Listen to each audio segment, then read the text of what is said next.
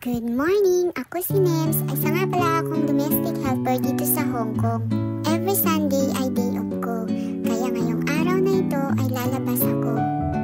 Pero ngayong araw na to, inagahan kong lumabas dahil rarakit ako.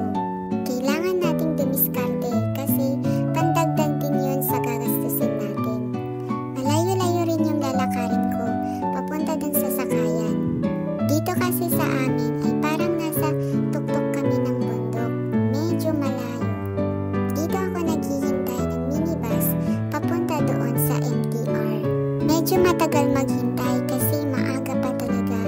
Ang oras kasi ng biyahe nila dito is parang magsisimula sila ng 6 AM. Nakasakay na ako guys, bababa na kami. Ini-imagine ko parang sa Karatkat din to. Ganito rin kasi yung daanan papunta sa amin. Guys, ang sarap pa sanang matulog dahil umuulan. Kaso, kailangan nating lumabas ng maaga kasi kailangan din natin kumita. Nakarating na ako dito guys, sasakayan ko ng MTR. Pababa na kami at papasok na ako sa loob ng MTR. Early bird talaga tayo, oh. Tingnan nyo, wala pa talagang katao-tao. Tayo ang unang magbubukas ng MTR.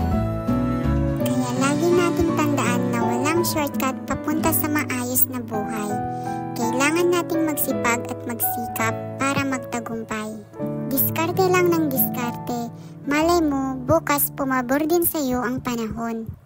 Mapapagod man tayo pero huwag tayong susuko. Magpahinga at magpatuloy lang tayo dahil sa tamang panahon ni God, magbubunga din lahat ng sakripisyo mo.